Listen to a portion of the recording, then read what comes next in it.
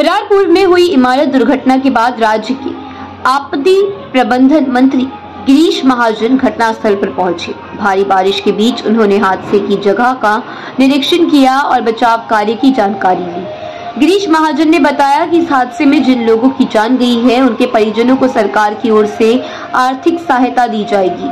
उन्होंने प्रशासन को घायलों के बेहतर इलाज की व्यवस्था करने के निर्देश भी दिए।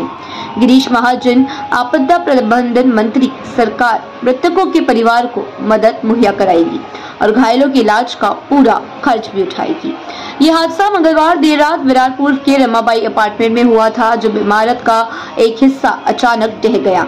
हादसे में अब तक 15 लोगों की जान जाने की खबर सामने आई है और इसमें से कई लोग घायल भी हुए हैं। Bureau report, VRS news.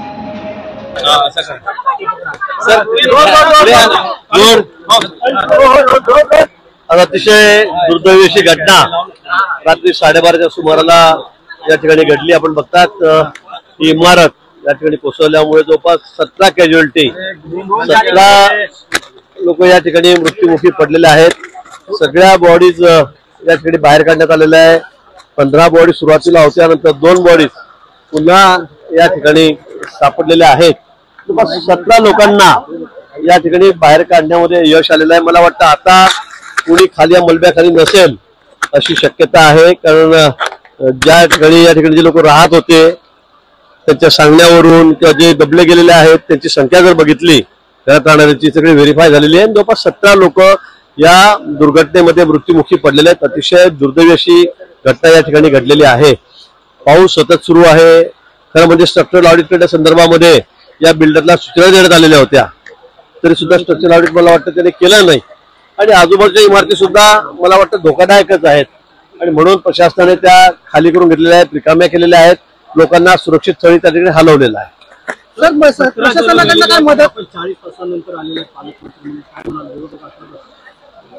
मला असं होतं की सकाळीच ज्या वेळेला ही घटना बघितली 10-10:30च्या सुमारे 11 वाजता मला कळालं, त्याचं लगेच मी आला। खरं म्हणजे गणेश नाईक साहेब पालकमध्ये ते येणार होते पण ते बाहेर असल्यामुळे ते या ठिकाणी येऊ शकले नाही। ते उद्या या ठिकाणी पोहोचतील, पण माननीय मुख्यमंत्री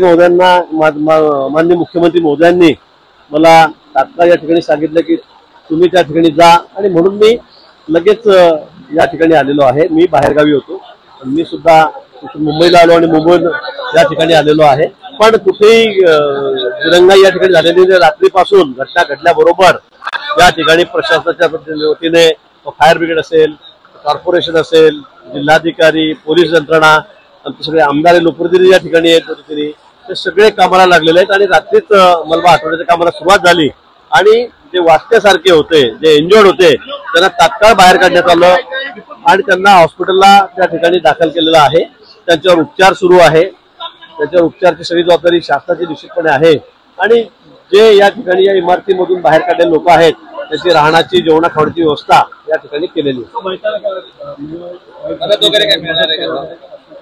आहे। जे मृत्युमुखी पडलेले आहेत त्यांच्या नातेवाईकांना प्रत्येकी 5 लाख रुपये हे शासनाकडून त्या ठिकाणी देण्याचं माननीय मुख्यमंत्री महोदयांनी सांगितलेलं आहे, आधीच सांगितलेलं आहे।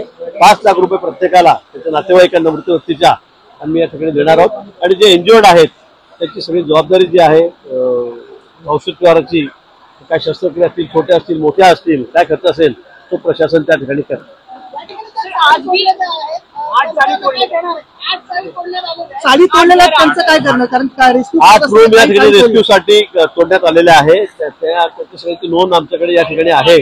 त्यांना निश्चित पुन्हा त्यांना त्या ठिकाणी शासनाच्या तर्फे मदत केली जाईल, त्यांचं पुनर्वसन त्या ठिकाणी केलं जाईल। या ठिकाणी अनेक लोकांना इमारती आहेत, मात्र त्यावरती कारवाई केली जाते, पालिका फक्त नोटीस देते आणि यामुळे मला वाटतं या ठिकाणी हा विषय हाती घेण्याची गरज आहे। मी सांगेल की 3-4 लोकप्रतिनिधी आहेत आणि कॉर्पोरेशन आहेत, त्यांचे अधिकारी आहेत, जिल्हाधिकारी आहेत, त्यांची एक बैठक तात्काळ मला वाटतं माननीय मुख्यमंत्री महोदयाकडे घ्यावी लागेल। मी त्यांना तशी विनंती केलेली आहे। काय म्हणलं तर ही आजची घटना होऊ द्या, पुढच्या आठवड्यामध्ये एक या संदर्भामध्ये बैठक करून त्या इमारती आहेत, अनेक इमारतींना इथे स्ट्रक्चर ऑडिटसाठी सांगितलेलं आहे। अनेक धोक्याच्या इमारती या ठिकाणी त्यांनाही नोटीस देण्यात आलेल्या आहेत, पण अजून लोक त्या ठिकाणी बाहेर निघत नाही। जे बिल्डर आहेत ते त्याची दखल घेत नाही आणि म्हणून मला असं वाटतं की या ज्या इमारती आहेत त्याच्यामध्ये कुठेही केव्हाही त्या पडू शकतात, धोक्याच्या आहेत. त्यांच्या संदर्भामध्ये अतिशय गांभीर्याने निर्णय घेण्याची गरज आहे.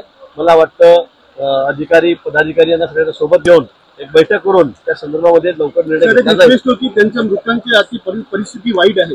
त्यांच्या काय सांगाल, इमारत दुर्घटनेनंतर हे संपूर्ण रेस्क्यू ऑपरेशन संपलेलं आहे, किती ढिगाऱ्याकडून काढलेले आहेत, काय माहिती? या ठिकाणी या इमारतीच्या ढिगाऱ्याखालून 26 जणांचा शोध घेण्यात आला आणि त्याच्यामध्ये 9 लोक जखमी अवस्थेमध्ये सापडलेले आहेत. त्यांच्यावरती उपचार केलेले आहेत. काही जण आजही ऍडमिट आहेत, काही जणांना घरी सोडलेलं आहे. आणखी 17 रहिवासी असे आहेत की जे मृतप्राय अवस्थेमध्ये सापडलेले आहेत. कशामुळे सर ही बिल्डिंग पडली होती? कारण ही फार जुनी नव्हती असंही कळते. नाही, आता त्याच्या कारणाचा शोध घ्यावा लागेल. पण एकूण आता या ठिकाणी प्रत्यक्ष जर पाहणी केली तर इमारतीचा दर्जा, मटेरियलचा दर्जा फार काही चांगला असल्याचं दिसून येत नाही. तथापि अंतिमतः सगळ्या चौकशा केल्यानंतर समजेल त्याच्यामध्ये. सर, आज वसई विरार परिसरामध्ये अशा अनेक बिल्डिंग्स आहेत, पालिकेकडून त्यांना नोटीसही बजावण्यात येतात, परंतु लोक ती घरं खाली करत नाहीत आणि हे असे अपघात घडतात. नागरिकांना काय आव्हान असेल? नाही, नागरिकांना आमचं आव्हान एवढंच राहील की सगळ्यात महत्वाचं काय असेल तर आपला जीव महत्वाचा आहे. जर आपलं घर किंवा राहतं निवासस्थान, आपलं अपार्टमेंट जर धोकादायक असेल किंवा महानगरपालिकेला जर ते धोकादायक वाटत असेल, अगर तुम्हाला धोकादायक वाटलं तर तुम्ही ते तात्काळ खाली केलं पाहिजे. दुरुस्ती करण्यायोग्य असेल तर दुरुस्ती करून पुन्हा एकदा स्ट्रक्चरला ऑडिट करून त्या ठिकाणी राहायला गेलं पाहिजे. आणि अगदी जर धोकादायक असेल तर त्या ठिकाणी अजिबात राहू नये, ती इमारत निष्कासित केली पाहिजे, कारण जीव शेवटी महत्वाचा आहे. त्यामुळे आमचं हे सांगणं आहे की अनाधिकृत ठिकाणी कुणी घर घेऊ नये. जिथं अधिकृत असेल, ज्या ठिकाणी महापालिकेचा परवाना आहे अशा ठिकाणी घरं खरेदी करावीत, ज्याचा दर्जाही चांगला असतो. अशा पद्धतीनं अनाधिकृत ठिकाणी जर घरं घेतली तर असे प्रॉब्लेम्स निर्माण होतील, जीवितापर्यंत हे येतं.